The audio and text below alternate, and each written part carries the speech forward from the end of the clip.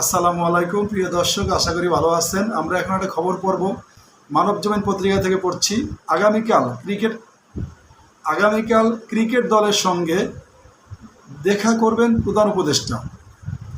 খবরে বলা হয়েছে, চলতি মাসে পাকিস্তানের বিপক্ষে 2-0 ব্যবধানে সিরিজ জিতে ইতিহাস গড়েছে বাংলাদেশ ক্রিকেট দল।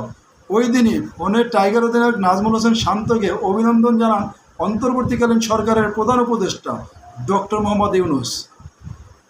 তখন পুরো দলকে সংবর্ধনা দেওয়ার কথাও জানান তিনি। আগামীকাল দুপুরে ক্রিকেটারদের সঙ্গে নিজ কার্যালয়ে সাক্ষাৎ করবেন ডক্টর মোহাম্মদ ইউনূস। ক্রিকেটারদের সঙ্গে প্রধান উপদেষ্টার কার্যালয়ে যাবেন বিসিবি সভাপতি ফারুক আহমেদ। এছাড়া বাংলাদেশ ক্রিকেট বোর্ডের 2-1 কর্মকর্তাও থাকতে পারেন সেখানে।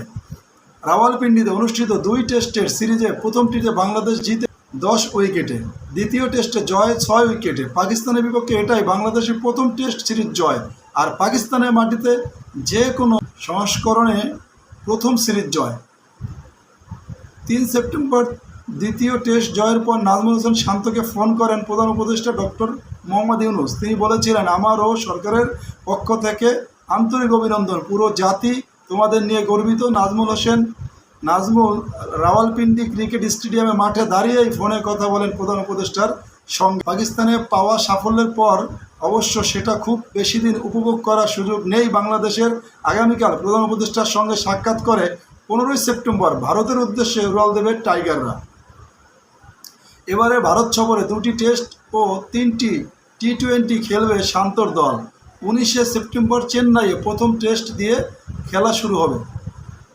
দর্শক, আপনারা জানেন ডক্টর মোহাম্মদ ইউনূস এতদিন বিভিন্নভাবে কোণঠাসা হয়ে থাকার কারণে তিনি বাংলাদেশের কোনো মিডিয়ার সামনে কথাই বলেননি।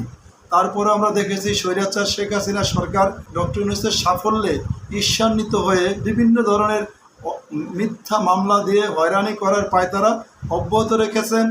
পানিতে পদ্মা নদীতে চুবিয়ে মারা থেকে শুরু করে বিভিন্ন ধরনের ন্যাক্কারজনক বক্তব্য তার বিরুদ্ধে দিয়ে গেছেন, যার কারণে ডক্টর মোহাম্মদ ইউনূস অত্যন্ত ভদ্রলোক, জেন্টেলম্যান, যার কারণে তিনি চুপচাপ ছিলেন। বাংলাদেশে কোনো মিডিয়ার সামনে তিনি আসতেন না। এখন দেখেন, এখন এই বাংলাদেশের প্রধান উপদেষ্টা ডক্টর মোহাম্মদ ইউনূস, আপনারা জানেন বাংলাদেশ ক্রিকেট দলকে পাকিস্তানে থাকা অবস্থায় খেলা শেষ হওয়ার পরেই ফোন করে নাজমুল হোসেন শান্তকে ফোন করে অভিনন্দন জানিয়েছিলেন এবং বলেছিলেন যে তাদেরকে সংবর্ধনা দিবেন। তারই ধারাবাহিকতায় আগামীকালকে তাদের প্রধান উপদেষ্টা নিজ কার্যালয়ে ক্রিকেটারদের সঙ্গে দেখা করবেন তিনি, এবং সেখানে বিসিবির 2-1 কর্মকর্তাও থাকবেন, নবনির্বাচিত সভাপতি ফারুক হোসেনও থাকবেন।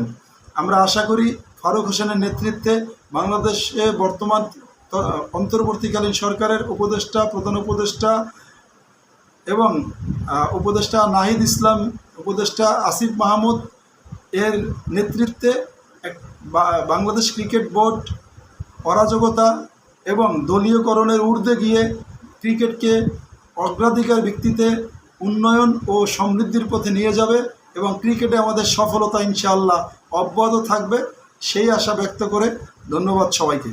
আসসালামু আলাইকুম।